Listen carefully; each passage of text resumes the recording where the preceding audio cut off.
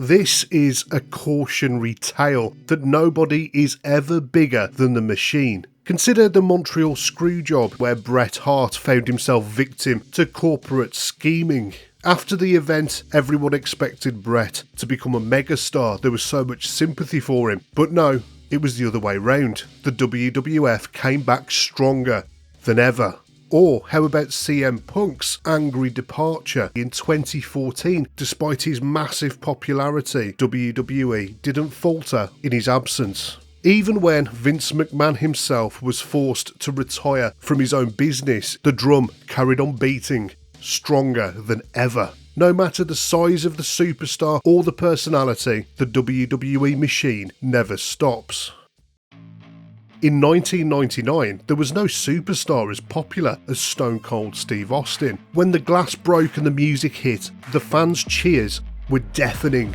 Even in the Attitude Era, where everyone was over with the crowd, Austin stood above everyone else in terms of popularity. Austin 316 was everywhere. On signs, on t-shirts, on posters, wrestling fans couldn't wait to show allegiance to the Rattlesnake. And he came about at exactly the right time. After years of heroic, boring baby faces, here was a straight-talking, no-nonsense, take-no-prisoners anti-hero that fit the modern age perfectly. And nobody held Austin in higher esteem than Vince McMahon. McMahon had suffered in the mid-90s with the intense competition from WCW. He was on the brink of disaster, but with a huge attitude adjustment to the product, he turned the ship around, and Stone Cold was a massive part of that turnaround. Austin reached the peak of the mountain. Nobody's ever even surpassed him in the decades since. But by 2001, he decided to turn heel. And it was a misplaced turn because nobody wanted to hate the Rattlesnake. The moment that Austin aligned with Mr. McMahon after his match against The Rock in 2001 was a bad way to end one of the greatest WrestleManias of all time. Looking back on it now, more than 20 years later, we can remember heel Austin for at least providing us with some laugh-out-loud moments, but at the time, the fans just weren't ready for a heel version of Stone Cold Steve Austin. Austin himself actually wanted the heel turn to happen and he'd lobbied for it. After a few years in the character, he wanted to try something new. In 2001, he was basically bored. The heel turn was Austin's attempt to make the character fresh again, but it was a disaster. The fans didn't want to hate the Rattlesnake, and so he had to turn back babyface. But the heel turn did a whole load of damage to Steve Austin. He was never the same again. Vince McMahon no longer considered Austin to be the number one superstar on the roster, and he tried to move him down the card. And Austin wasn't happy with that at all, but things had changed since the last time he was a good guy. In the past, Austin might have tried to evolve the character again in some way, maybe move to a different wrestling promotion, but in 2002 that was no longer an option. The WWF was the only game left in town, and Austin had reached his final form. He couldn't change gimmick now.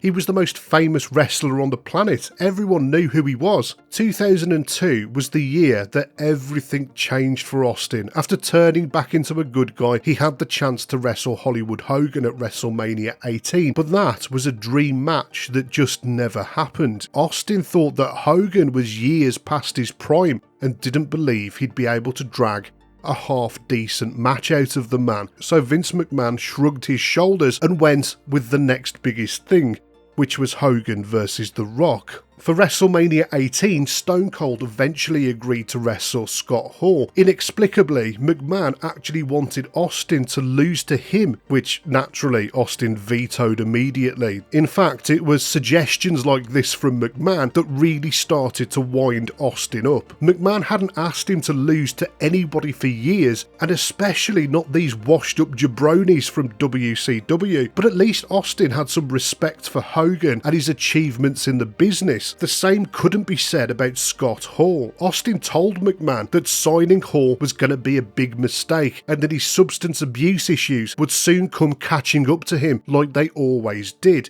And Austin was correct. That is exactly what would happen down the line.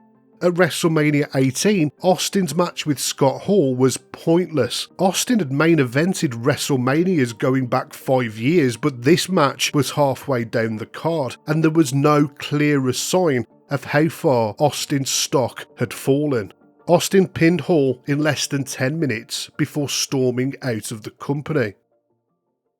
The night after WrestleMania on Raw, Austin no-showed, much to the disappointment of the fans. Both Vince McMahon and Ric Flair both made references to his absence during their promos. Austin decided to avoid the risk of being sued by McMahon and came back for the April 1st episode of Raw, but he was still deeply unhappy. When fans logged on to the online web show Bite This on May the 31st, 2002, they were surprised at just how candid Austin's comments were. When asked for his thoughts about the WWF's creative output at the time, he said, "To be honest with you, the whole thing sucks. I'm not happy with the direction Stone Cold is going, and I'm not happy with the direction the whole company is going. I think the writing has been pretty substandard." Austin went on to say that he hadn't been happy since before WrestleMania. When the interviewer asked him what he thought of the WWF's newest invention, the brand extension, Austin poured scorn on that idea as well, saying that the company could have done without it. Austin had been embroiled in the same old renegade versus boss feud that we'd all become bored of years ago, except now the feud was between Austin and Ric Flair, rather than Austin and Vince McMahon. To be fair to Vince McMahon, he did realise Austin's frustrations, and in order to give him something fresh and new to do, they started a programme between him and surefire future main eventer Eddie Guerrero. I think this could have been an absolutely thrilling feud if it had ever managed to get off the ground. Unfortunately, it never had the chance. Behind the scenes, Austin had reached the end of his rope with the company. 2002 saw the rapid ascent of Brock Lesnar, who had been dubbed the next big thing.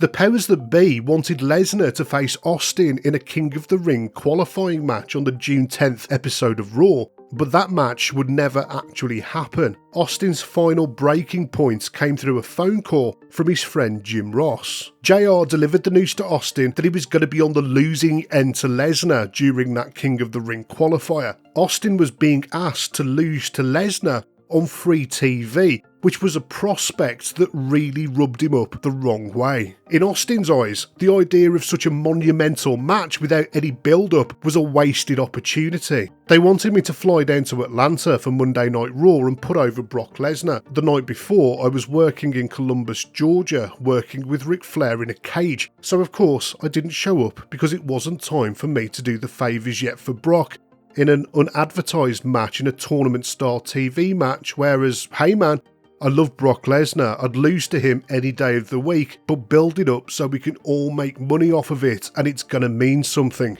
Austin would distance himself from WWE for the remainder of 2002, and he wasted time sat at home watching the sunset years of his career ticking away. And WWE were not shy about spotlighting his sudden departure. They were all over him. Vince McMahon was clearly very bitter about the entire situation.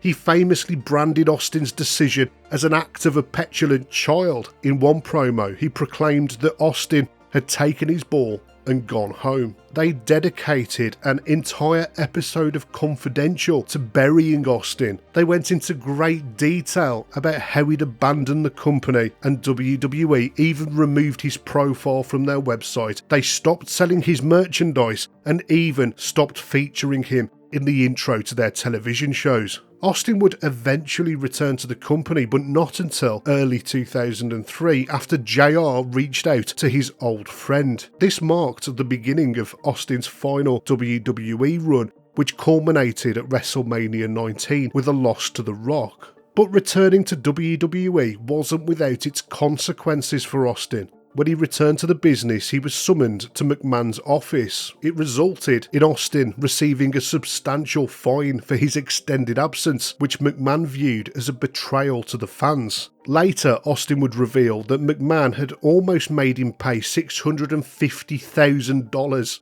However, after some negotiation, Austin managed to get this figure down to just $250,000. In the end, Austin walking out only harmed him and his career because WWE just carried on as always. The whole situation just goes to prove that no individual is greater than WWE, from the person who tightens the ring ropes to the most popular superstar of all time.